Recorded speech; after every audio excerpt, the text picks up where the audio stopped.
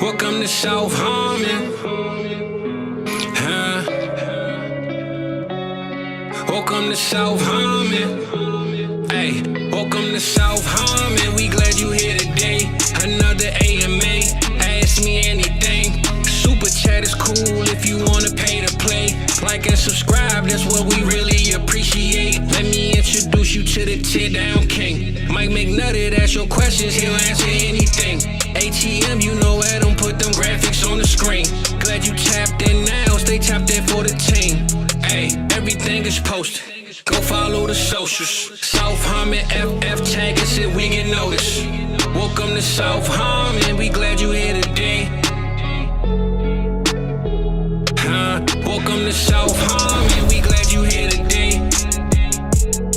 Another AMA. Welcome to South Harmon, we glad you here today. Hey, better late than never. We're here, baby. We are here. Fashionably late, Michael. What do you got? You forgot to feed the hamsters, man. Man, these hamsters were upset. I haven't seen them this upset since the D-Bro Rookie Fever episode, man. Honestly. Oh, what'd you do to it? I will say, I'm gonna ask. By the way, not Xbox in our Discord. I think he just pays now to kind of throw slander at me, and I kind of enjoy that. But that's all fine and well as long as when I pay for his service, Spectrum, I'm getting my shit back. Like it's twice on Wednesday, like right as either during AMA or right before. What the hell, Xbox? Spectrum, man. I honestly think that Xbox could be up to this, for the record. All right. Could be.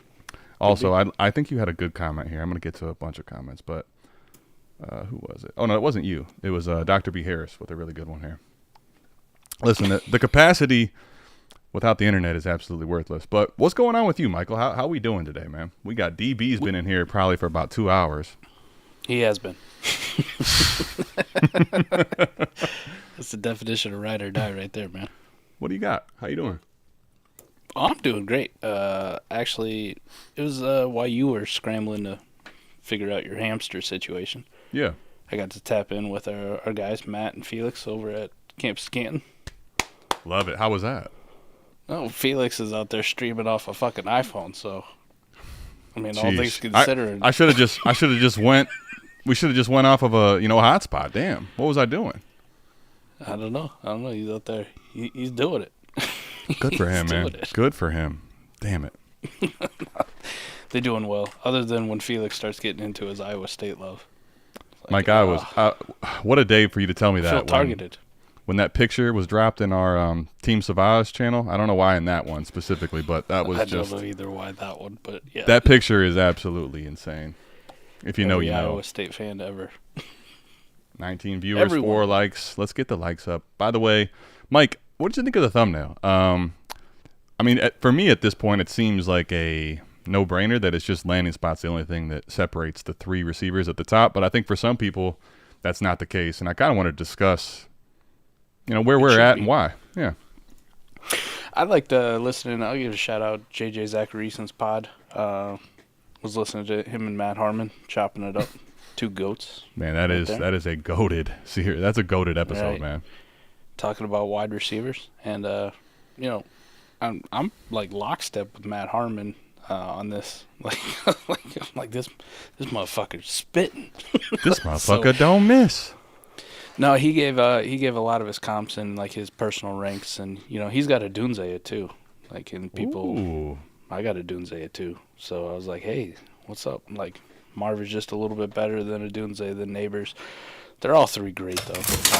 And I think in reality, unless you're just a hater or you got take lock, like, come on. I get it for some people. It's the early declare thing. It's the, coming out as a junior versus a senior, that bullshit. But, in the year of our Lord 2024 with COVID and NIL and transfer rules, I'm pretty much just discounting that early declare shit. Like, it's nice, cool, but it really don't mean shit to me too much anymore. Odunze's that fucking dude too. I love the comps too that he's throwing out, the high and the lows. Pretty awesome. Like he's throwing out AJ Green as like one of the top comps for Marvin Harrison.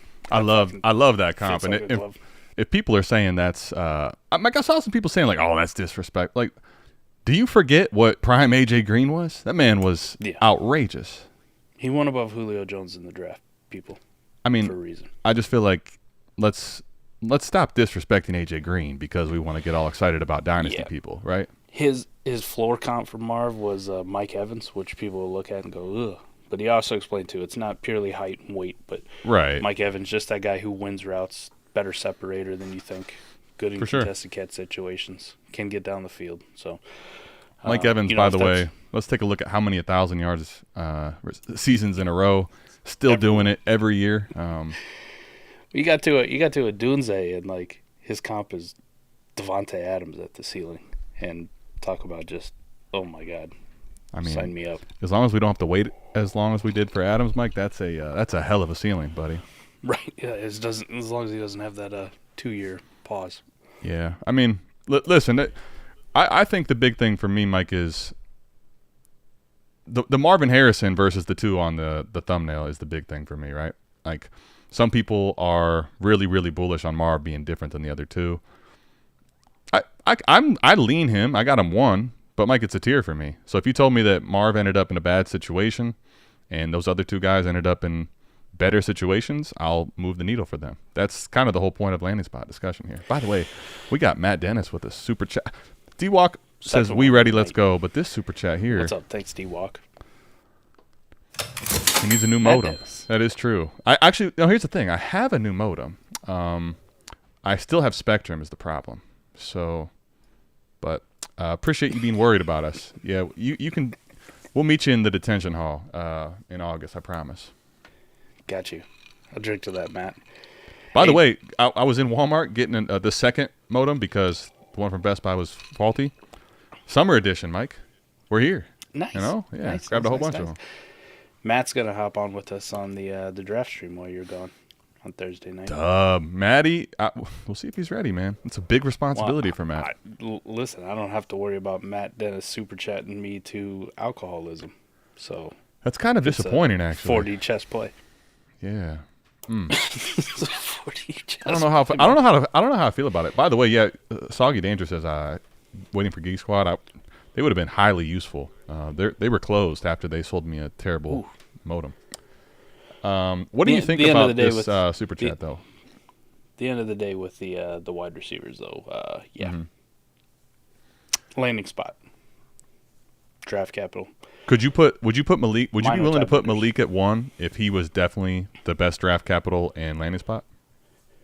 Yeah, there's a scenario that can definitely happen. I'm not gonna say it can't. All right, let's discuss. Let's give some hypotheticals. Let's put some names in draft capital to this, and let's just see where you would put them. All right, I think this is a better exercise. Let's pull up Keep Trade Cut now that the internet works. It's amazing. Look at this. There you go. All right, Mike. So rookies at receiver. Would you put? Let's say Marv goes 9 to Chicago. That's not going to happen. Let's say What do you think the latest he could go? 5, 6? The most likely scenario, the first one that came to my head, is he goes 3 to New England. New England doesn't address the quarterback situation in the draft. Oh gosh. Okay. All right. Let's just play along with what this hypothetical is. Okay. So then who would go second?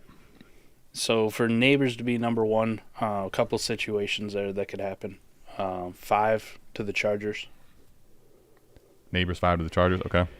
Even though it's a low-volume passing offense and I have my reservations about Herbert as an elite quarterback for this season, that's still the only weapon they would have. So, he's still going to thrive. For sure. I mean, you're looking at even if they only throw the ball, Mike, let's say on the low end. Let's say they throw 500 attempts. I mean, you give me 500 attempts that often, you tell me he still couldn't get 150 of them? Like, he definitely could. So, I'm with you. I don't hate the Giants landing spot as much as some people, because they literally have nobody else either. I'm with you on that. I don't think it's a great landing spot, but I like it. Dimes is competent enough to push the ball down the field to a receiver. It's not like he's a shitty Bo Nix, and it's only going to be checkdowns. And you're looking at like a Jalen Waddle, 107, 110 catch, whatever the fuck he had his rookie year, where it was like all slants and crossers. Right. There's going to be enough deep shots, and like Nabers would still thrive and eat even in that system with Daboll. So I could make that case. The New England one is the one that's worrisome because I'm not like a big Jacoby Brissett fan. Like, I think he's fine, but there's a reason he's also been a career backup in Bailey Zappi's ass. So I mean, that's fair. All right, let me throw some out. Talking minute like tiebreakers. Let's throw some out. Push them over. Marv goes 3 to New England. Nabers goes 5 to the Chargers, and let's say 9 is where Rome goes to Chicago. Where do you rank them in that scenario? Nabers, Marv, Rome. Okay. Let's say, Mike, that it is, again, Marv goes to New England. Now let's say that Arizona gets Nabers, and now let's say Rome goes to the Chargers. Where are you at here? Nabers, Odunze, Marv. Yeah, they go 3, 4, 5. Yeah, that's how I'd rank them. Nabers, Odunze. Oh, I'm sorry. Okay, you go Nabers going to Arizona 1. You go Number 1. Yep. Rome 2 and Marv 3. Yep. And I think that's where people might fight you, but I'm with you. I would agree. Flip-flop them. Flip-flop Nabers and Odunze, and it would be Odunze, Nabers, Marv. Correct. Yeah. Now, if Rome went 4 and Nabers went 5, Arizona would be my prime spot. Chargers next. Giants sneaky. Bears and probably like next best in that top 10 as far as realistic teams to take a wide receiver. Right. New England worst. Now let me ask you about some teams later on. How about Sure. Where do you feel about Atlanta? I would actually get on board with the Atlanta. We saw Kirk be able to support T.J. Hawkinson, Jordan Addison, and Justin Jefferson. So I don't think that's a bad spot at all. Yeah, I think that tough to fucking double cover one of these rookie No, you wide won't be receivers able. coming in with Drake London and Kyle Pitts already there, and Bijan coming out of the backfield. So no, you won't be able to do that. I don't think it's a bad one, but I do think probably there is a limited ceiling for somebody of the 3. Reality, right? Now, I'm not gonna knock it huge, but I'm still okay with it. I would say that'd probably be it's still a good spot, but it'd probably be the worst spot for a guy like Odunze, who wins more like how Drake London wins, right? Correct. And does a lot of some of the similar things. Marv, possibly it would be a prime spot for Malik Nabers though, right? Because he does something that Drake London can't do, which is just not can't do, but doesn't super excel at, which is yards after the catch and that home run hitting ability. How do you feel about the Jets landing spot? I've seen some mocks where people get like, Mike, that's one of those where I do the same face that you do. Like, why are we doing this, man? Okay. No. Rodgers at maybe his last year or two, he's going to support all these guys? You tell me the last time, one, when they had him, but when's the last time like Rodgers and a rookie got on the same page early enough where it mattered? Yeah. Who? You tell me. Randall Cobb out of the slot. That was way back in yesteryear. I think those are the ones that are realistic unless somebody trades up, Mike. And I think that these receivers are good enough that someone could trade into the top 10. I don't think someone's trading into the top 5 for a receiver. That's just going to cost way too much. But maybe if one of them's still hanging around at 9 and Chicago's like, listen, we'll trade back. You could see someone trade up into 9. I could see that happening. But the realistic ones without a trade up, I think of those, I would put New England at the worst of them. I like the draft capital, but I hate the landing spot. I only hate it if they don't do anything to address quarterback, right? Something in the second round, even if it is Bo Nix, but Bo Nix, Michael Penix. Something, man. I have a tough time seeing them use a top pick on a wide receiver to just go like, this is our quarterback room that we're rolling with now. Fuck. Gross. It's like that mock draft on Monday I did. If the Chargers traded away Herbert to the Vikings and then didn't draft a fucking quarterback to replace him, it's like whoever goes there to the Chargers now has Easton Stick. Fuck me. This is terrible. With you. I'd say, first of all, Bindles, that no. What? I don't even understand why the white face mask? I mean, come on, stop it. New. I mean, the Jets jerseys are more new than those Browns updated face masks, but what are we going to do? I can get behind what Trip Crown was saying, right? Marv to the Cards. Marv to the Cards is an easy one, in my opinion, right? So this is where I would probably go Marv, number 1. For Clear, sure. No question. I would actually where go was this Rome with the Jags. Rome to the Jags and then Nabers to the Giants. I like the Jags landing spot a little bit more. Okay, but where can I tell you that while I agree with that, I need to know what the draft capital is. So what are they picking? 17. Yeah, So if they stay pat at 17. If Rome falls to 17, Mike, I can't do that because Nabers went at 6. You still go Nabers, right? Okay. The draft capital will That's fair. change it for me. Yep. If it's in the top 10, I'll definitely move it around based on landing spot. But you fall this far, outside the top 15, I think it's a different conversation for me. Fuck Pello. Marv to the Pats. Nabers to the Giants. Buffalo trades up to grab Rome Odunze. Well, I mean, Rome's going crazy. You give me sheesh. Here's the real tough one. Buffalo trades up to grab either Nabers or Odunze, and Marv goes to the Cardinals. Now, what the fuck do you do? Are we back at square one where you just go, yeah, these were my pre-draft ranks. This is how I'm rolling. Okay. Trip Crown says it. Now, if the Jags have traded up to 8, Mike, I'd put Rome ahead of Nabers there. Top 10 pick? Yeah. Yeah, but I think that's what I wanted to say, Mike. It's a landing spot. Late teens is a little bit different. Right. Landing spot would be the tiebreaker when the draft capital's all inside the top 10, right? You start getting outside of that, and draft capital still speaks, I think, at the receiver position for me. Yeah. Yeah, I see Robert Holland in there. Dunze giving off Treylon vibes. I'm good on that, man. That's a hard stop. Not even close. Well, the only thing about that was Treylon had multiple things that did not – I mean, the asthma to me was kind of silly, but, I mean, if you can't run, you can't run. Now, the big thing to me ahead of time was that the combine wasn't what I was really hoping for. Odunze was the one of the 3 that went out to the combine, and he absolutely destroyed it. So, like, Odunze's checking going higher as far as the way I'm looking at him in trajectory. Treylon had one big red flag. Red flag. Now, Marv, Nabers, Odunze don't have these at all. Now, the Treylon's red flag was the fact that he had so much slot usage and not a lot of outside work in the SEC. And the workaround for it was if they bring him in the NFL in the rookie year and they bring him along as this big slot and then work on his skill to win outside, right? Like work on it. So similar to kind of CeeDee Lamb. CeeDee Lamb did a lot of stuff in the slot in the college. Ton of it, yeah. But like you saw skills that could translate to him working on the outside, right? Kind of the same thing with Treylon, except for when Dallas brought CD in, they didn't go, all right, you're the fucking X, and that's the only spot you're going to be.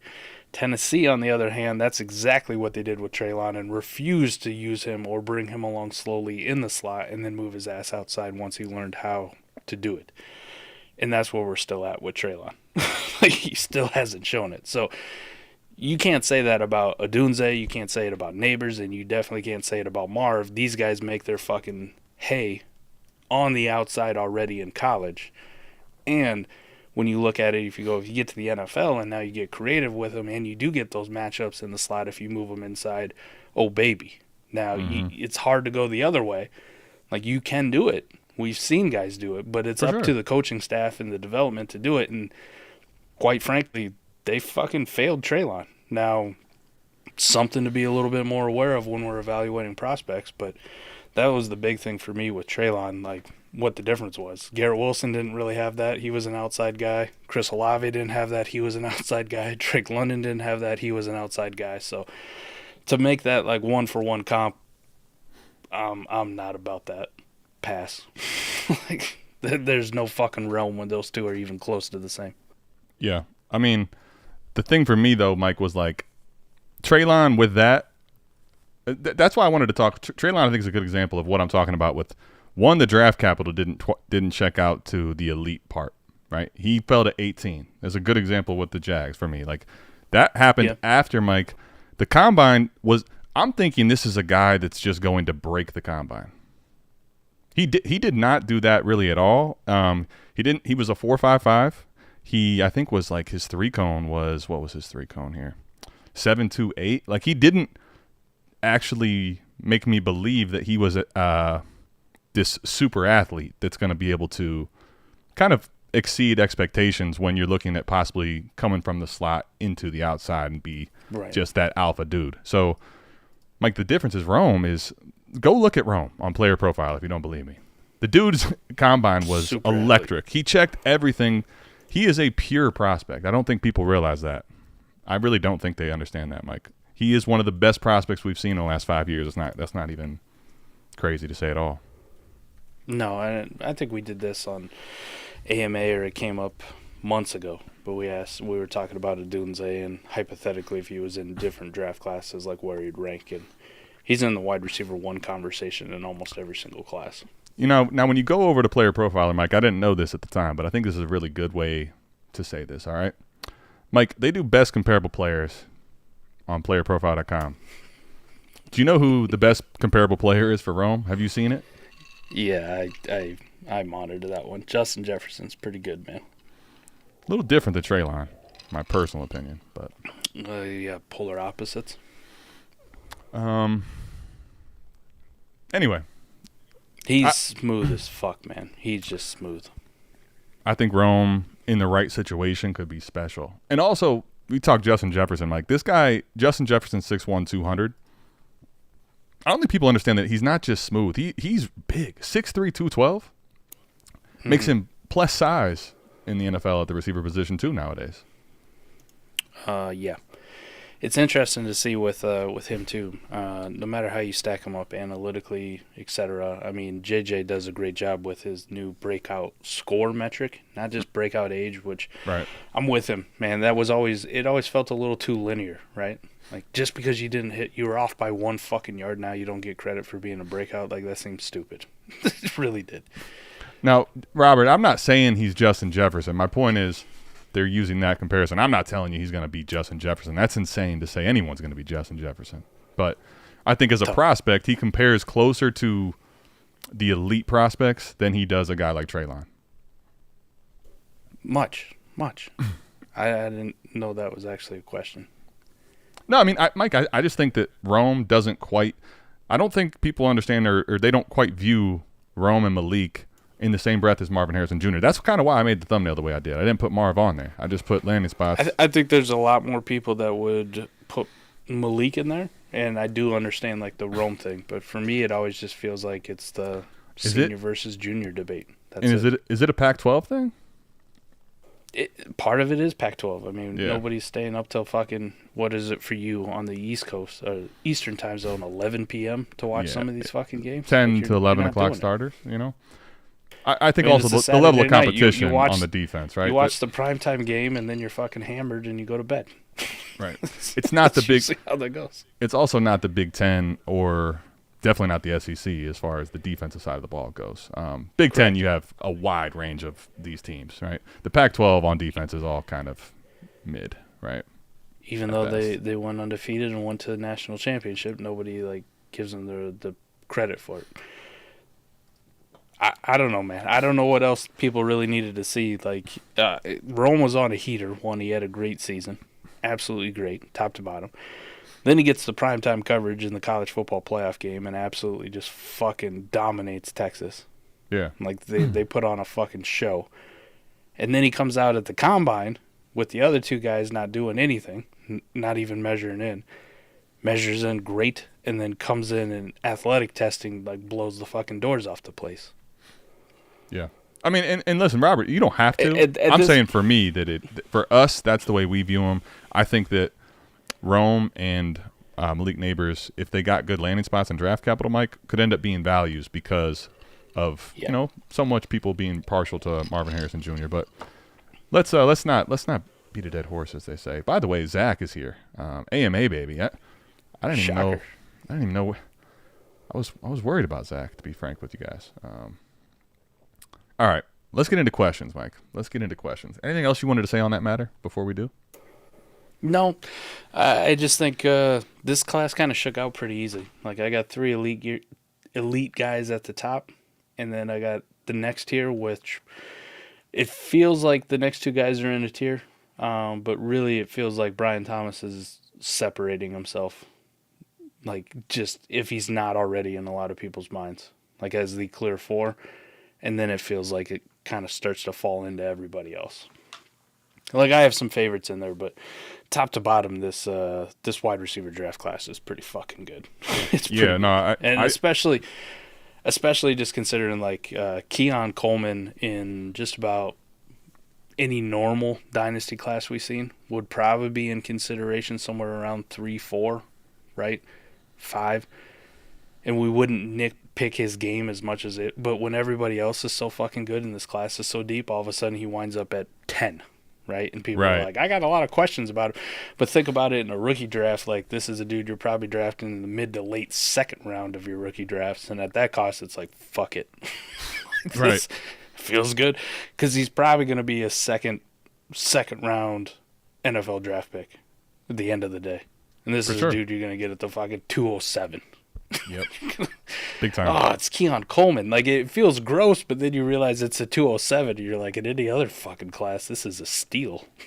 I mean, I'll say, Mike, I've definitely cooled on Keon some since seeing, like, reception perception. But at the same time, Mike, the reason I haven't cooled completely is because what you just said. Like, the earliest I took him in pre-NFL drafts was 205. Like, it's a mid-round pick. A mid-second, to me, I'm already kind of expecting that I'm going to miss. So, give me Keon. If I miss, I miss. But I agree with you, though, Mike. I have those guys in Tier 1, those 3 we talked about, and then I have Brian Thomas in Tier 3, and then there's a big list of guys in Tier 4. So, anyway, I think that this class is checking a lot of the boxes. We'll see what the draft capital landing spots are. Chef's kiss, however you want to describe it. Now, David has a question for us, Mike. 12-team, PPR, Superflex, start 9. Help! Burrow, Baker. Oh, man. Man, there was a time, like, when Baker was a Brown early, and you had Burrow and Baker, you're like, man, I got 2 really nice quarterbacks. I got the best. Baker was up there, boy. Yeah, and RIP. RB's none. Actually, Baker had a good resurgence in Tampa, though. No running backs, Olave and Hollywood. I have the 101 and the 103. I have 325 firsts and 3 seconds. Would you take Caleb and Nabers or Marvin Harrison Jr. and then Daniels? What should I do to compete in 2025? Okay, 101 and 103 with these quarterbacks, like, I'm still probably taking Caleb because you don't have a secure number 2, I don't think, in Baker. Caleb or Jaden Daniels, whatever your pick is there, whoever you prefer. And then, like, at 103, it's pretty easy for me. I'm taking whatever's left. At receiver, personally, because I'll let Baker be my quarterback 3. I'll have Burrow, and I'll have a elite quarterback as well, in either Caleb or Daniels. And Mike, you only have Olave here. I really feel like unless you think you can quarterback hoard and lean into that, you got to start addressing this room. Hollywood and Olave is really slight for the receiver position. But what do you say? I'm not competing until 2025 anyways. I'm probably just taking all the quarterbacks I can. If the draft capital. Now, what if Jaden Daniels ends up going at 102? I would imagine there's no way Marv stares you in the face at the 103. But if this is me personally in a start 9, I got the 101 and 103. Right. Hypothetically, like you said, the NFL draft capital, it's not really hypothetical anymore. It feels like a fucking lock for Daniels. Caleb is 100% going 1, and Jaden Daniels is feeling like 90% plus going 2. This is just me personally. I take Jaden Daniels at the 101. The 102 person now shits their pants and doesn't know what the fuck to do. They're taking Caleb. So they might also take Marvin Harrison and fuck the whole thing up, and now I walk away with both of them. So interesting. I would say that you could probably still – the same thing is still probably there. I think, Mike, if you wanted to get both quarterbacks, you probably got a better chance taking Caleb at 1 and letting Jaden go to you at 2, right? I guess it probably depends on where Marv goes. Like, if Marv goes to Arizona, forget it. You're going to get Jaden Daniels at 103. You'll find out Friday on 4D. I'm bullish enough on Jaden Daniels just to take him at 101 and let the chips fall, because that is somebody I don't want to miss out. Koopa makes a point here, and I don't think he's necessarily wrong. You could just go ahead and take both quarterbacks. I would say this: I'm definitely somebody that has leaned into the quarterback horde, and David, I think the final thing for me, tiebreaker wise, is if you think that you can get a haul back, if this is a market where quarterbacks can trade for hauls, and start 9s typically are that, I have no problem going ahead and doing that, frankly. The only thing I will say is Baker that, like, anybody sniffing around, right? Oh, of course. I just think though, Mike, the only thing about that is, like, if you miss on all I mean, obviously there's great quarterbacks in this class too, so I'm not trying to discount them, but I don't know that we see receiver prospects of this outrageous caliber in the next few years, but you could trade for them through the quarterback market. So I could get behind it either way. 101, I'm definitely taking my pick of quarterback no matter what. Whoever your preference is that it's 100% what I'm doing at 101. No question about it. I kind of get it. I'm looking forward to the next class, though. 2025, there's not it's very tough for me to, like, pinpoint a quarterback I really like. 1,000%. Like, I mean, when fucking Carson Beck is leading the way in 2025 already, shout out to Felix. Like, I'm with you. Like, I can see it. It's just, it doesn't feel good. Okay, there's not a lot that pops off the page on Carson Beck analytically or on film where I go like, fuck yeah, I can't wait to draft this guy. Right? Like, I don't have those feels. But when I look at the wide receivers for 2025, already I got two guys at the top where I'm like, I like Burden quite a bit, man. Too. I really like Evan Stewart as well. I do too. A&M transfer to Oregon. Yep, so, I do too. There's two pretty good ones already coming, and Abuka is going to be in that class, and Abuka would be in conversation. I'm fully on board with this as wide receiver 4 or 5 in this class if he would have come out. Yeah, no, Abuka I think right now checks easily wide receiver 3 in that class next year at the minimum right now. And there's a shit ton of running backs in 2025, definitely, but quarterbacks. Yeah, so definitely if I'm going to take quarterbacks, like if I'm looking in the future for my dynasty, I want to take my fucking quarterbacks now, and then I'll figure out the other stuff later because it doesn't seem as safe. Yeah, I also think, Mike, it's crazy. Just think about this.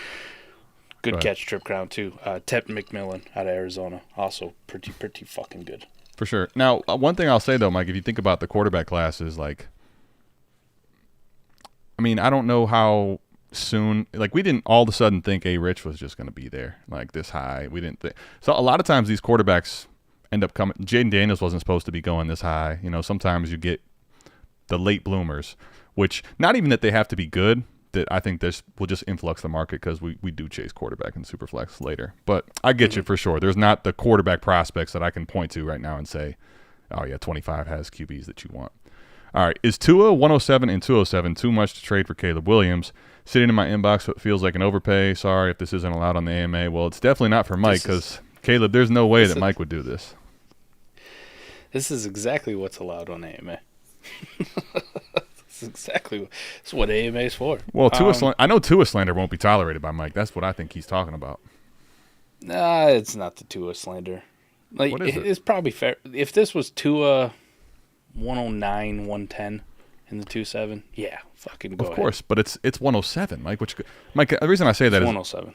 107, you want to talk about quarterbacks. Like, 107 is one of these picks I don't want to get rid of because I feel like there's a real good chance I'm going to get either one of the great receivers in this class, prospect-wise, or a top 10 quarterback pick. Like, that's too much. Right. What?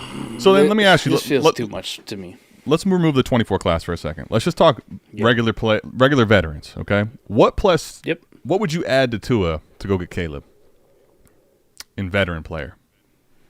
In a veteran player? Like, where would you be willing – like, where do you kind of draw the line? Or where would you actually be willing to attach to Tua?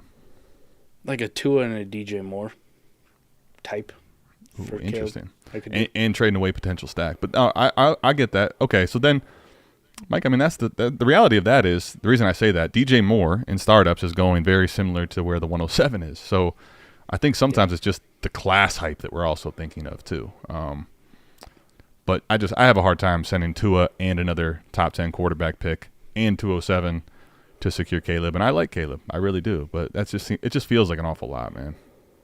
Yeah, Dr. B had a good one, too, about if McCarthy goes at 4, like, where are we taking him? So I think that also depends on – doesn't it a little bit for you to depend on who trades up to 4 as well? Like how high you'd be willing to take them?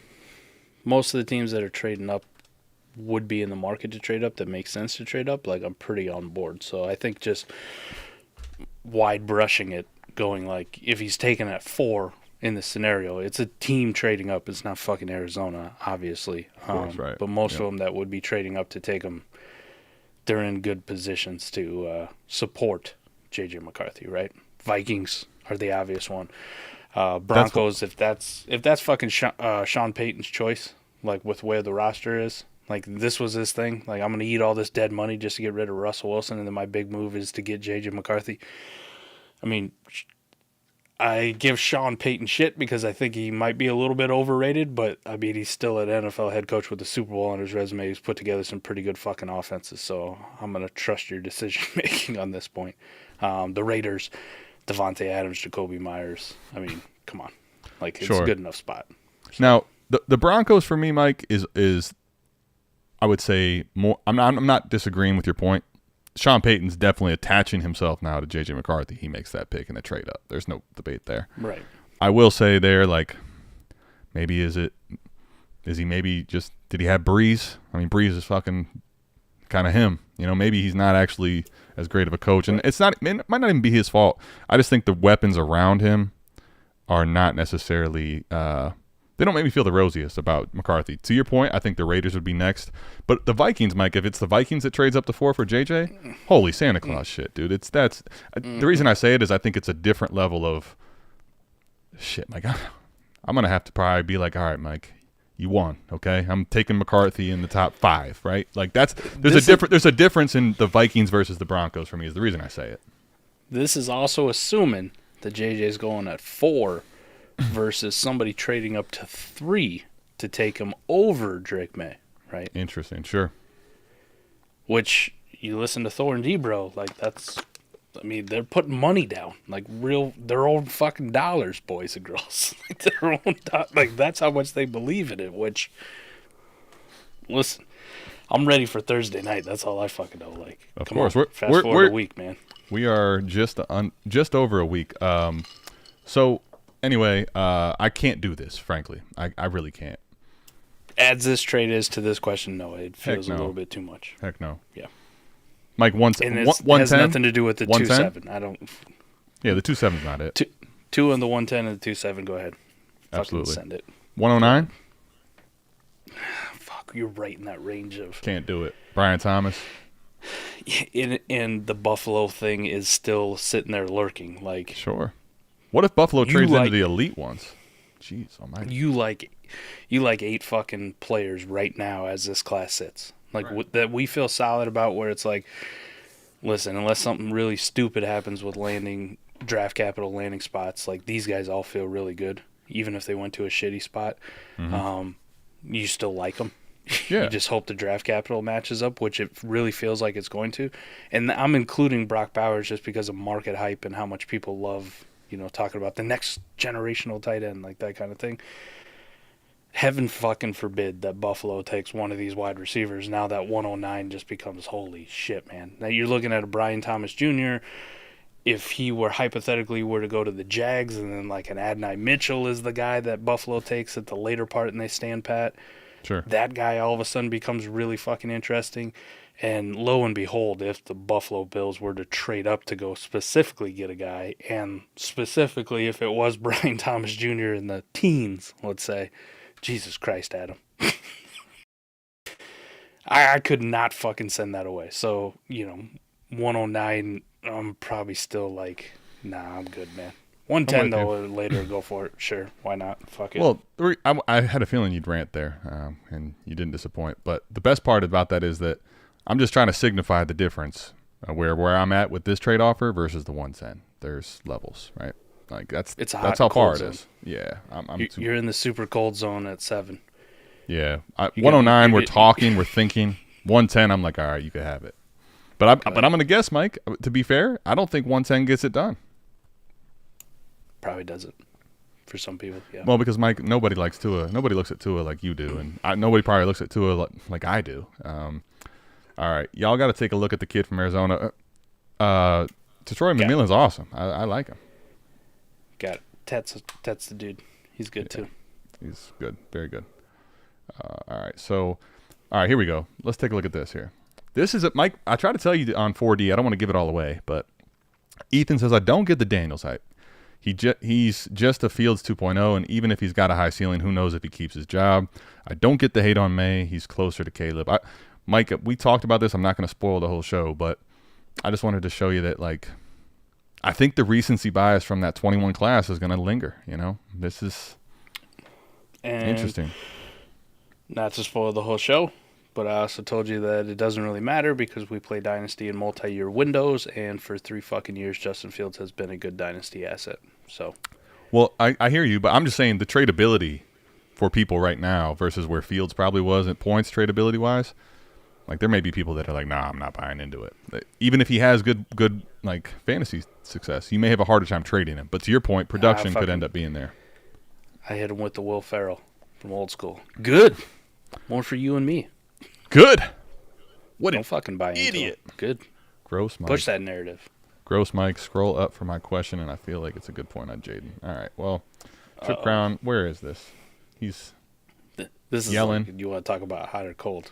Yeah, where he is definitely didn't tuck his shirt in. Hell no, he didn't tuck his shirt in. Where are we? I don't know where he's at. If you could find the Trip Crown question, let me know. If JJ goes at 4, was the highest you're picking him in rookie drafts, and why not over the top 3 receivers if we preach QBs on the channel? Well, I mean, that question I think has to be – the second question has to be for me, but Mike. Because you're talking to 2 different people on this, and Right. Adam and I have disagreed about this, but he brings up good points, and I felt I've laid out my case pretty successfully, so – Yeah, no, we can redo it or just walk through it again. Dr. B's. I mean, here, listen. He's also putting emojis out there. This is, he's doing it the right way. We got to at least answer the question for the guy.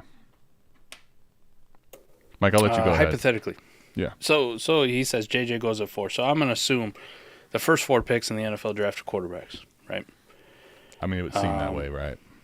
Yeah. So let's go. Caleb 1, Daniels 2, Drake May 3 to New England. McCarthy 4. 4. Let's go ahead and put Minnesota. Right, Minnesota on the trade. This would be a different conversation for me for sure. Minnesota on the trade up. Mm-hmm. Now, where are you taking them in NFL in rookie drafts? I still think the receiver draft capital and landing spot does matter for the conversation. I do.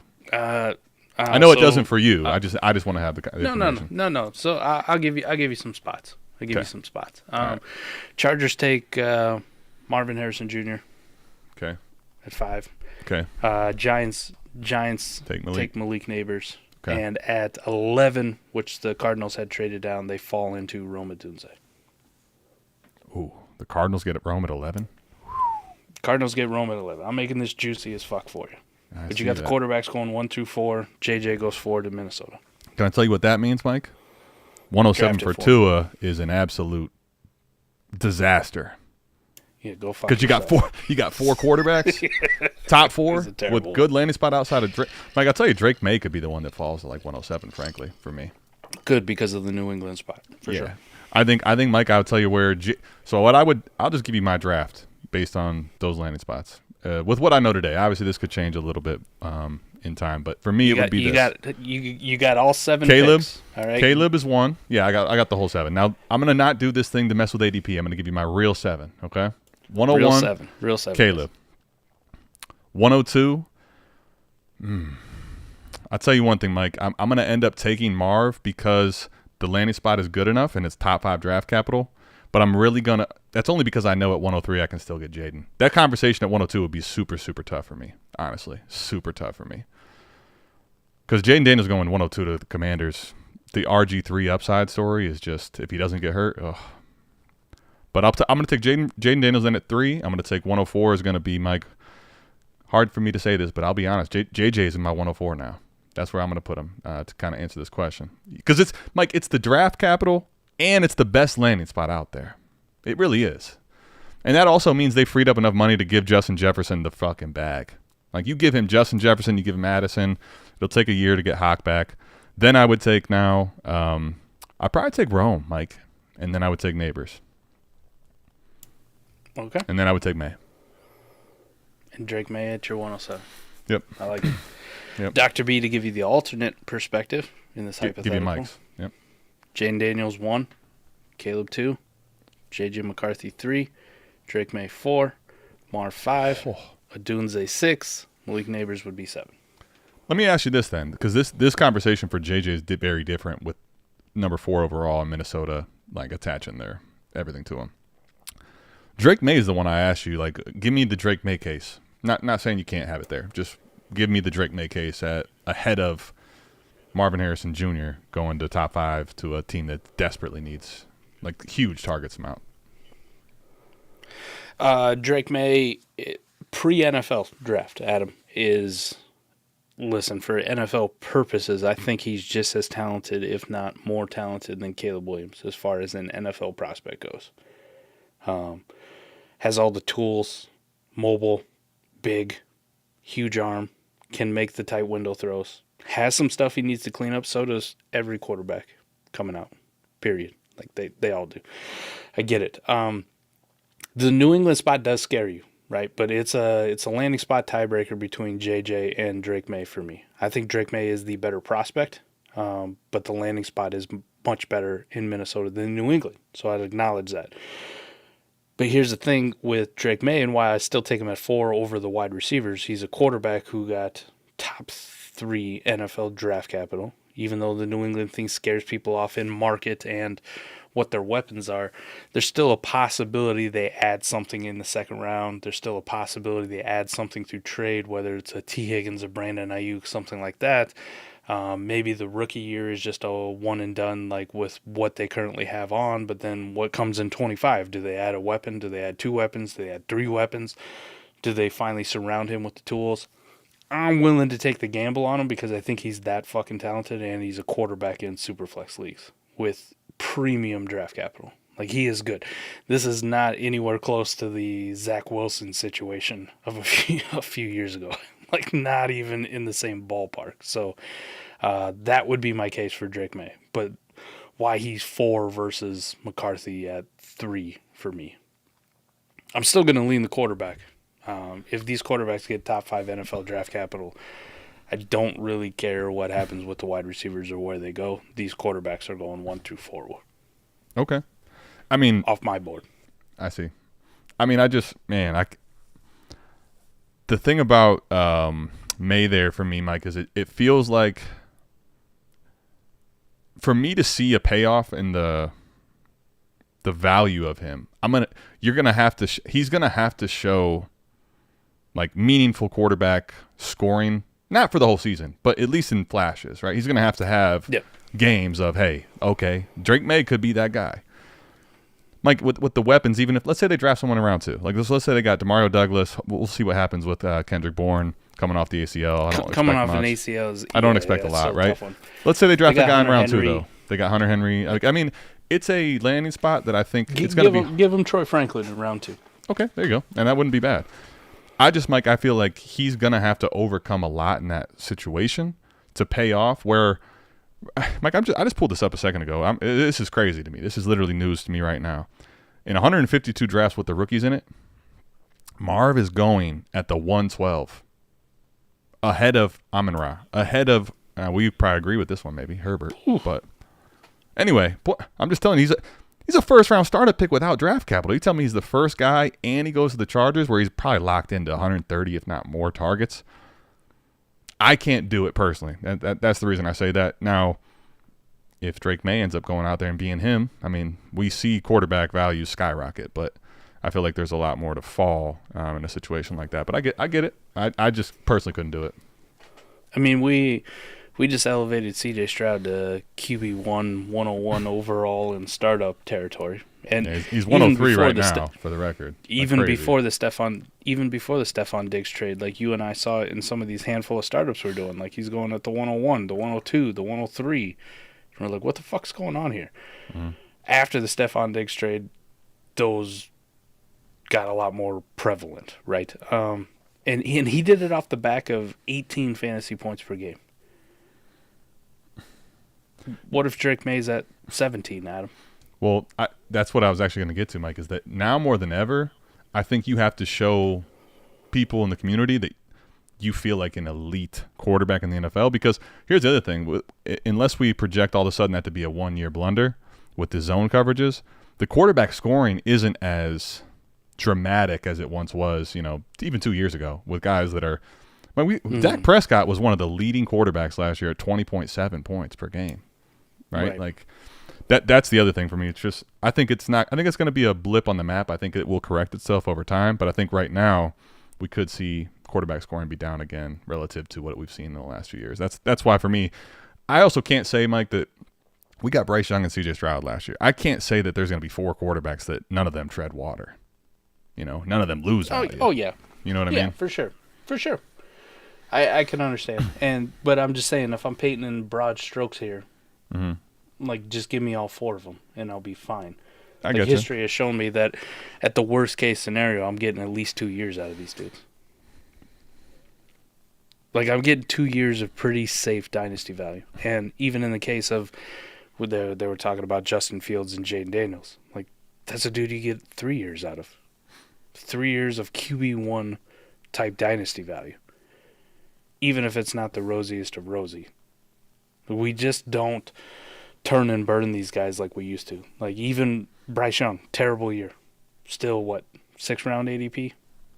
He is right now. Let's see, where is he currently going? Actually, just in with the rookies included, Mike, 701. That's 6-7 turn. 6-7 turn, yeah. That's worst case scenario, right? Well, Off the rookie year? it is. Now, Bryce Young, I think, is a good case, Mike, where it's like, okay, what Bryce Young does in year 2, I think will show us something. Now, I don't know. I can't tell you for sure if it's going to be good or bad. I think he's likely to improve. So, if anything, I think he probably would go up if I was betting on it. But you would hope. Jesus Christ, man. I've acquired so much Bryce Young if it's worse than last year. But that's what I'm saying, Mike. On the risk side, it's if he does the same thing or like doesn't really improve much. Let's say he has a slightly better statistical year, but it looks similar. That's an asset that's going down, and people are basically like, "Nah, I don't want any. They don't want to touch it." It's kind of. I think that's just what I've learned with bucking the trend is, I don't want to do it too much because when I'm wrong, I'm the only one that believed anyway, and now I'm holding the fucking bag hard. Pause, but. I don't know. To me, I can't do it because I know I have a very strong feeling, Mike Marv, unless he face plants, he ain't going any later than like Puka range, probably. Frankly, I'll say this: if Mid-second. you put meters over our heads, like just kind of how we both play Dynasty. We play it very similarly, 100%. But I could definitely tell if there was like one of those radioactive meters. I forget what the fuck they're called, right? But if there was one of those and it was going. Like yours is probably you take risks, but they're more calculated risks. Like you tend to lean on more of the safe market side, so you're probably in like the light yellow at best. Well, right? and Mike, like can I tell you can I tell you how I got there? Being me and you were in lockstep, and when I got burnt, I know how and why, and that it's like for me it's kind of like the touching the stove thing. Like man, my fingers on that stove, I don't really want to do too much of that anymore, man. I don't even know if you can see my fingerprints anymore. Right, and the difference between me, you're like, I'm gonna put it back on there. I'm good. I'm ready. No, I wouldn't say I'm putting it on the same one. Right. I'm gonna test this burner. One. I'm trying this burner. There you go. Now that bitch was hot, but I think this one's off. I really think this one's off. I like that.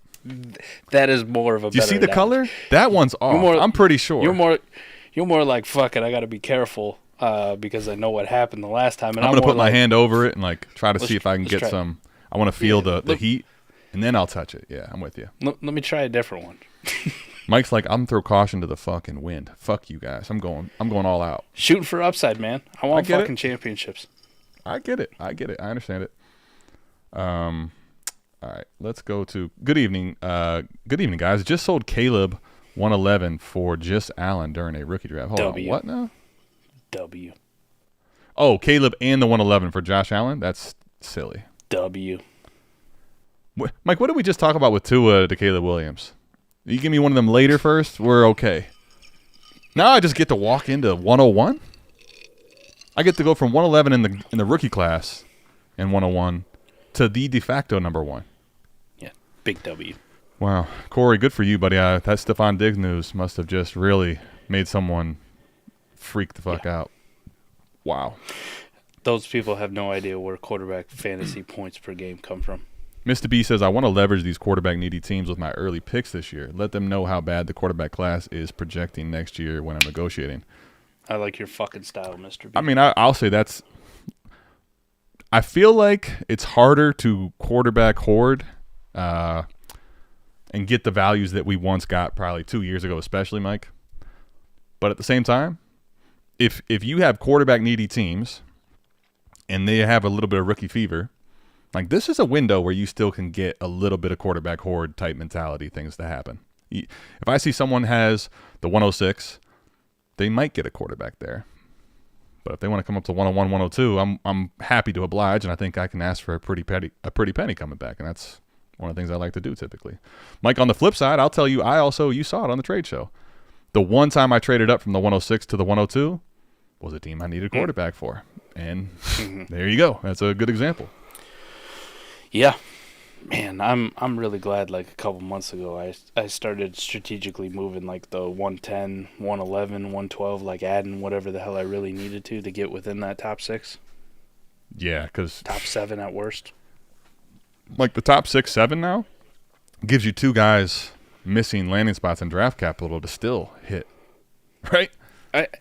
I would say I'm not gonna say in every league because we see wild shit on the trade show all the time, right? We get wild questions in here in the Discord, sure. Like there's other leagues, okay? But I'm just saying in general for the universe, after Thursday night fucking happens, Adam, trying to trade into the top 7 or 6, let alone the top 5, like good fucking luck. Good fucking luck. Like, I think the community is all a little bit, like, gun-shy because we've had a couple of subpar we've had a very, very shitty fucking class. Say it with your chest. Then we had another, oh, my God, like, this wasn't great Dynasty class. And then we had, like, okay, who cares? Like, this is fine, I guess. This is normal now. And now, like, we are literally walking into the best Dynasty class, period, that I have ever fucking seen. And once the confirmation comes on Thursday night, people are going to be like, oh, I remember the good days of what 2020 and 2021 were like. Fuck you, you can't have this pick. So it's really good if you could still capitalize on it. Yes, in certain leagues you'll still be able to do it. But I would say for the majority of ours, Adam, these ones that we have post-NFL drafts, rookie drafts, if you hadn't got it by the time fucking draft night rolls around next Thursday and that first pick is made, like, oh, you mean off. you don't have a pick to go get the quarterbacks? I gotcha. You're done. You're fucking done. It's just the way the NFL set up, right? Like you got teams eating $50 million just to get rid of fucking guys they don't like. We've gone multiple years without really backfilling the quarterback class. Like we had a couple last year, right? You had C.J. Stroud and Anthony Richardson. That's a Bryce pretty Young. You just give me C.J. Stroud and Anthony Richardson, and I already right. Okay, we will take that in Dynasty. Granted, A-Rich is still a lot of projection, but what we saw in the small window was really nice. Think about, though, like what happened in 2022. You got a Kenny Pickett and Kenny Pickett only. You know what's funny, though, Mike? I think this is pretty interesting because, Mike, 2021 was like – I remember in 2021 – just think about this for a second. 2021 was so loaded, and we're like, look at all these quarterbacks. The Jamar Chase checked in at the 106 via Sleeper's ADP in Superflex. Yes.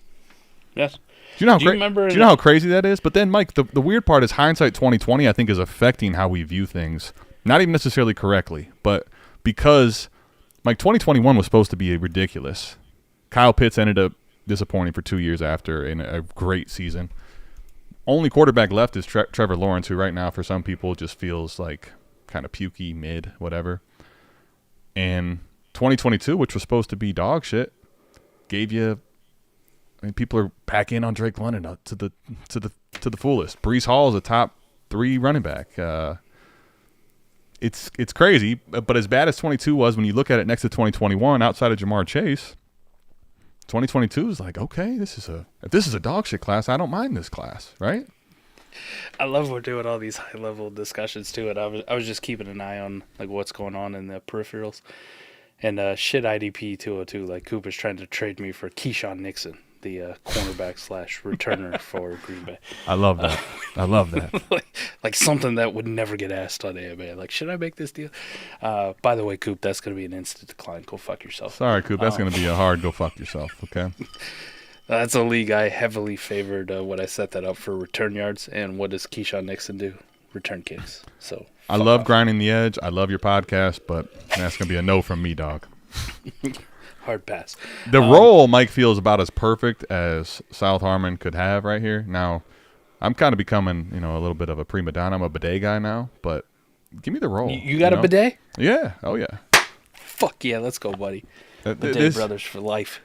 Oh, yeah. Listen, by the time you get here, I'll probably have them in all of them, frankly, at this point. I just need one. Well, Mike, I definitely the one right up here, just content. Does your wife use it? Or is she like, nah? I'll have to ask her. I'm guessing nah. Yeah, she probably nah. Maybe I'll get her to buy into it eventually. But anyway, the role. I traded Burrow for Tua in the 26 first in a league that I had no first in 25 or 26. Felt like I had to do a trade that gave me some future. Oof. Probably would have rather had Burrow. I definitely would rather Burrow. Well, I mean, unless this is like start 14 best ball, start 13 best ball or something crazy. Yeah, I want Burrow, man. No way. Yeah, I probably want Burrow in 95% of formats. The future for me doesn't mean enough if I know that both the future and current aren't that good. That's also coming from a guy who's a big Tua fan. Mike on a recent AMA said he thinks Tua could be quarterback 1, and he had a nice little bit of sauce in it. Possibility. That's what I said. He said could be. I said could. I didn't. And then we did the 4D pod last week, and I pulled up that spreadsheet, and that fucking went out the window. My apologies. Wow. Bindles is out here. Dudes. Let me just say, Bindles, we appreciate you, man. This is I'll tell you what. Thanks, Bindles. This is basically a super chat, so I'm going to go ahead and do that. Put the fucking Bindles up there. Can I say the best part, though, Mike, is that we get Dr. B getting one. Like, he's given the Koopa. He's given all the, the South Harmon guys. Stephen White. Hobson. Cheeky Hobson. Hey, just so you guys know who just got the memberships, too. By the way. Yep. Like, who got the memberships. There's a nice little feature in chat how you can add, like, other custom emojis other people don't have access to. I love that. By the way, Dr. Mike, he says it's star 13. Up. Does that change anything for you here? Not really. It changes a little for me, but I still want Burrow. Yeah. It does make it a lot closer. If you told me it was a start 9, it's pretty fucking egregious. If there's no chance 13, I'm doing it start 9. Start 13, palatable. Mike, one of the things I don't like doing there is I feel like unless you're going to start leaning into pick hoarding, I just kind of stayed more in the middle where Burrow at least gave me an edge. You know what I mean? What was your team like? Are you in a rebuild? The role, are you? Yeah. What did he say actually? Are you kind of stuck with Burrow as your only real asset, or? I guess that's probably the biggest question because I've been in those before where you only have 2 assets worth of fuck on your entire team and you're like, I need to rebuild and I have no draft capital. I'm sorry, Trip Crown. Trip Crown's all mad because I didn't tell everyone that he got a membership. I missed that. I apologize and congrats to you, buddy. That. Now he gets to put all them emojis in. And Bindles became a member himself. That's 6 memberships right there, Mike. Thanks, Bindles. Welcome to South Harmon, man. Welcome to South Harmon. Chat, you guys trading. Serg is asking chat, but you're going to get our answer too. Fuck that. We're answering too. This is AMA. Yeah, Serg. You guys trading one of the 101, 102, 103 in a 1 quarterback? No. Am I trading one of the 101, 102, no. 103? I want all of them. Fuck no. I want all of these. I want all these receivers. Damn it. The fucking Thanos Infinity Stones. You know what? I'll trade them, but you better be coming correct. I want Amon-Ra. You want to come get them. Oh, I mean, or you got to give me something serious back though. Sometimes I feel bad because I feel like it's getting hot takey. Right, and I don't really want to be that, but I also want to be ahead of the curve. Right? The role says he's a contender, by the way. I would not have done that, man. No, not as a contender. Sorry, go ahead. I didn't mean to cut you off. I got Marv, Rome, and Malik Nabers ranked ahead of every wide receiver that's not named Justin Jefferson, CeeDee Lamb, Jamar Chase, or Amon-Ra St. Brown. That's why I said, Mike, you got to come with Amon-Ra. And I know people ain't doing that. So, fuck. I mean, that's ahead of A.J. Brown, Tyreek, Puka, etc.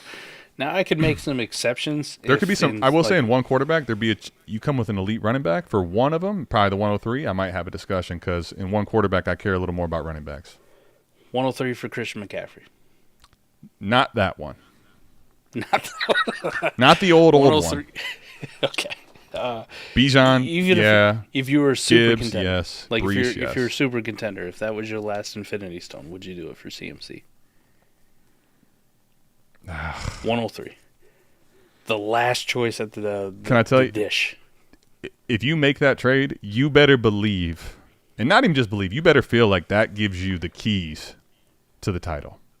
Because if you don't win the title, that's a terrible trade in my personal estimation. You got to win the title to make that trade. Long term. Right. Ooh, you got a real short fucking list of running backs. You do it. That's 3 dudes. That's it. Mike, I'm telling you right now, for 101, 102, and 103, in one quarterback, you're giving me Amon-Ra or North at receiver, and you're giving me Brees, Jahmyr Gibbs, Bijan, or I'm just drafting them. Fuck you. I thought I was hot taking when I put my wide receiver list out there, and Adam's like, hold my Red Bull. I got more. Fucking, it's the summer, baby. We got the summer edition. Even in one fucking QB, I give you 3 running backs that, yes. The other ones, fuck off. Go fuck yourself, San Diego. Woo! No, you're in a great spot, though, Sirk. If you're a fucking contender and you got all 3 of those picks, even if you're not a contender, there's not a better situation. You couldn't have a better situation in Dynasty in one quarterback, right? It's all about receivers right now, and you're going to get 3 of the top 10. That is the only way to get me to join a one QB, one quarterback. Mike gets an orphan that's bad and has 101, 102, and 103.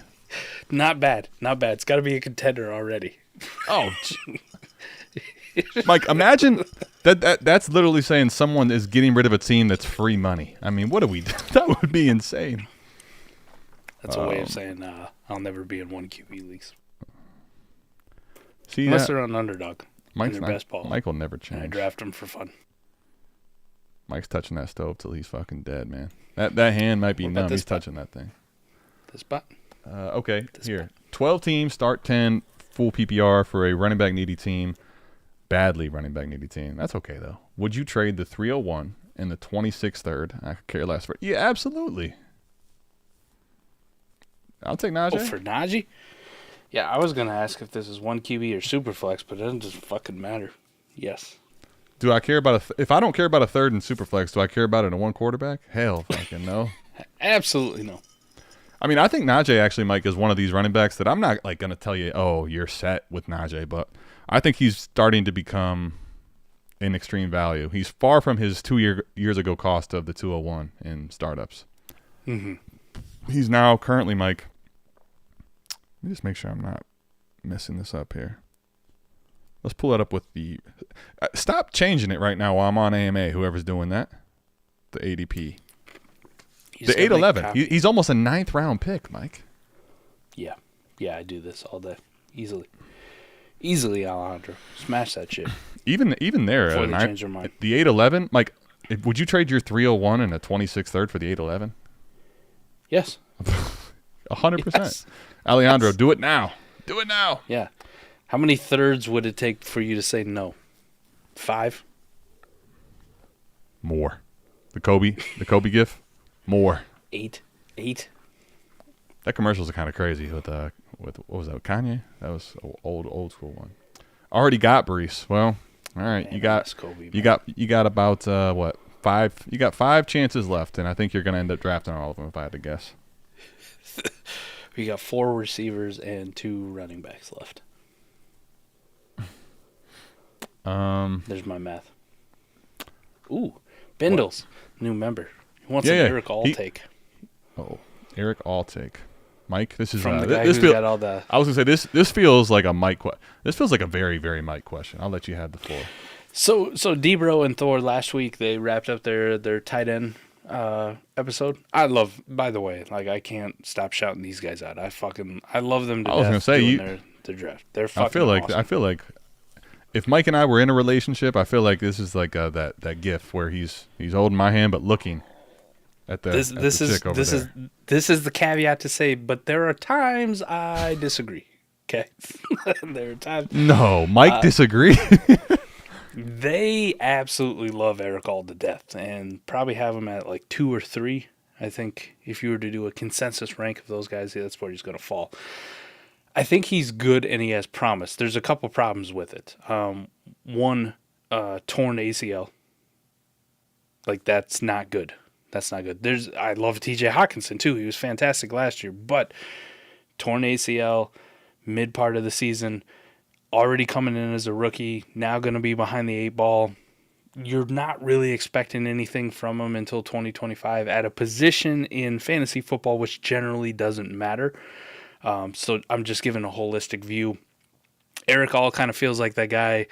If you can get him in the 4th, 5th round, UDFA in your rookie drafts, by all fucking means, man. Take all your shots on him.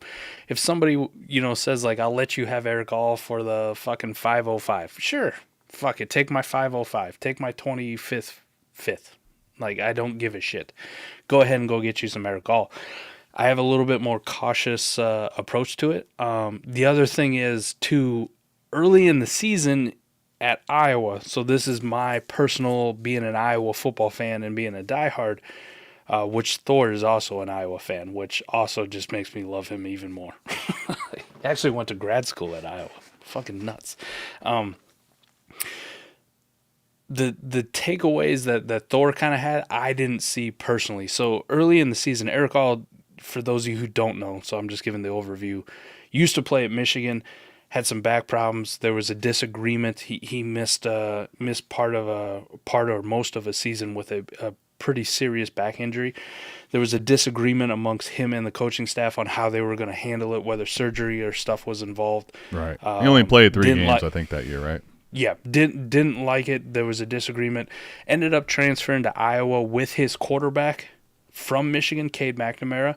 Yep. So going into this season, when I looked at the Iowa roster, I knew Luke Lachey was a pretty fucking good tight end, but I was still kind of like, Eric All is also very good. But you knew Luke Lachey might be a problem for production, right? I knew he would be a problem for production, but when you head into it, I go, oh man, his fucking locker room buddy, like his dude from Michigan, like his quarterback transferred with him, the one who fed him at Michigan. I assumed, at least at the beginning of the year, that Eric All was going to be the dog who ate out of the Iowa tight end room. Because we don't have fucking outside wide receivers, so everything goes through the tight ends, right? Mm-hmm. Like, but I assumed it was going to be Eric All. Cade McNamara is just going to drop back to pass. Where's my fucking buddy Eric All? Boom, hit him up. And that was absolutely not the case. Eric All was productive in the early games that Luke Lachey played in, right. But Luke Lachey fucking dominated the targets and the yards early at Iowa in the season, which I did not expect at all. And nice pun there with Eric All. I was going to say, man, I did not expect. Man's got bars. So once Luke Lachey went down, then Eric All really started to eat. Like, he really started to eat when there was no competition whatsoever. But I mean, it's also he had 299 yards. And then he got hurt. He tore his ACL. Sorry, I'm allergic to bullshit. Sorry about that. Apologize. Yeah, this go look at Sam Laporta's numbers from last year too, and see if you're actually impressed on a total. Well, I mean, Mike, my only point was going to be that Iowa offense. To your point, if you tell me that Cade McNamara throws for 500 and Eric All has 300, pretty good. I mean, you weren't wrong. Luke Lachey only played 2 games and a quarter, though. Right. Like, and then he suffered the dreaded Tony Pollard, where somebody fucking drags him down with that hip drop tackle and snaps his fucking ankle in half. But Eric All's a guy I would like to have if I have taxi spots, Mike. Yes, just between the two of them, Luke Lachey is the much better prospect. Luke Lachey dominated even with Eric All there. Eric All did do a good job, so I do kind of like him. The ACL is concerning. I would say as far as tight ends go in this class, I have a hard time putting them above tight end 7. Like, if you wanted to put them above Sanat or Cade Stover, like, that's probably fine. Theo Johnson, if that's your dude. But I can't do, like, he's at best for me like Dallin Holker, Jatavian Sanders. Like, 2, I'll take him ahead of Holker. I'll take him ahead of Holker. Okay, that's fair. The ACL, like, is the tiebreaker for me because we're probably not going to see anything right away from him. It just feels like that kind of guy that this time next year you could probably send out a speculative 4th or a couple 4s and go get Eric Hall if that's your dude. Or just pick him up off waivers. Kind of like Zach Kuntz blew up the fucking combine and was on everybody's roster. Not everybody's, but he was rostered in just about every league. And now here we are, and Zach Kuntz is getting dropped after rookie drafts are complete, where we're like, okay, fuck it. See, didn't do anything. Roll, I feel bad for you, man, because unfortunately, we really do appreciate that super chat, but it just doesn't. It doesn't do anything for me. No. So Eric Hall is fine. Bindles, but don't get too over your skis. I'm not taking him in the 3rd round anywhere. The roll, don't be disheartened. Okay, listen, would I love to have that trade back? Absolutely. I'm not going to sit here and sugarcoat shit for you. Okay, but we've all made terrible trades. That ain't going to cost you your entirety of your dynasty team and career. It'll be okay. Just to clarify, Trip Round, they didn't both tear their ACLs. Eric Hall tore his ACL. Luke Lachey snapped his ankle. So just so we're clear, he had the hip drop tackle on the sideline, game 3, which is bullshit. I fucking hate that tackle with a passion. So he got the Mark Andrews. Here we go. How do you guys? This is actually a pretty good question, and then we should probably get out of here because we already started Mike late, and he's got to get up early. Unfortunately, I do. I know. So we'll let this kind next week's AMA though. I'm off on Thursday and Friday, so if we want to go late on next Wednesday. I'm not off on Thursday and Friday. I'm on. That's going to be a fucking banger. Thursday, Friday, Saturday, give me all of it, But anyway, how do you play out a pick horde team, grind each pick on the clock, and hope league gets thirsty?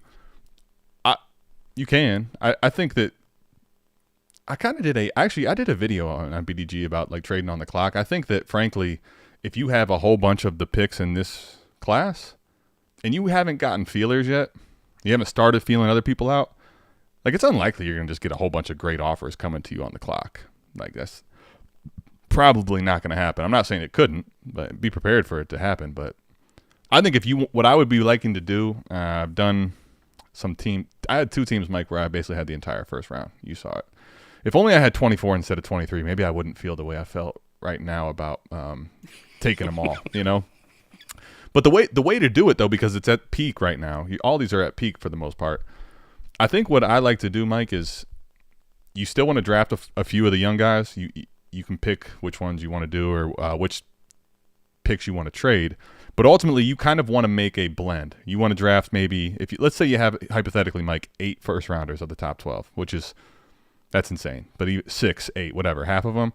I'd probably like to make, if I had 8 picks, I'd probably like to make 3, maybe 4 at tops probably, right? And I'd like to trade those other picks into more secure assets. Because if you made 8 picks in this first round, dude, it's not even your fault. It's just numbers are stacked against you. There's just almost no way, unless this class is just goated for forever, that you're going to hit, creme de la creme 8 times. It's just probably not happening. So I think the way to do it is probably start sniffing out who would be interested and intrigued by picks a little ahead of time than doing it on the clock. You can probably get some of them done on the clock. At least for me on my pick horde teams, the way I like to do it, the way I have done it in the past, is tiers are going to be so important, right? Adam and I, we may have a disagreement about Jaden Daniels or Caleb Williams, and even if you don't believe in Jaden Daniels or whatever the case is, like if my personal tier is like I favor Jaden Daniels, but Caleb Williams is like fucking right there, like it's close. Like if you told me I had to make a choice, it's probably gonna be Jaden Daniels with that draft capital, but like I'm very good with Caleb Williams too, like it's fine. I take the 101, and that's the one I try to trade. And I'm like, you make the fucking decision for me. And I do that up and down the draft strategically, where it's, like I'm going to hold on to the 102 because I'm okay with these 2 guys. And then if you go to the next set and you're the wide receiver and you're like, fuck, I like all 3 of these guys. Well, maybe I'll trade. It's been a long day, T-Rock. Don't you fucking start with me. All right. Sorry, Mike. Go ahead. Like if that's the case, if you got like this pick horde where you got like say 1, 3, 4, and 5. And you're like, I like all of these wide receivers. I really do. All of them. Like the draft capitals, landing spots, all that shit matched up. They're all fucking razor close. I may have a preference. It's Marvin, then Nabers, and then Odunze. Listen, then I'll trade the 3 and the 4, and I'm going to hold on to the 5. Like, pry the fucking 5 out of my cold, dead fucking hands. But the 3 and the 4, I'll move. I'll let you guys make the decision for me. And more times than not, at least I have found that I have a vision in my head of, like, how the draft's going to go. Like, oh, yeah, they're definitely taking Marvin, and then they're going to take Nabers. But I'm okay getting, like, Odunze. When it comes to, like, pick 5, all of a sudden I'm looking up and I'm like, how the fuck is Marvin Harrison still here? What the fuck are you guys doing? Like, you made this so much easier for me. So it's being okay. I can with, say like, that taking happened to him with Jamar Chase. Someone took Devontae Smith ahead of him. That's just insane. Dude, I got Jamar Chase at, like, the 109, bro. Yeah. I don't even know. It was crazy. But anyways, like, pick the last of that tier. Like, separate them into tiers for yourself, for your own personal preference. Trade away the upper ones, and then just hold on to the strategic ones that you want at the bottom of your tiers.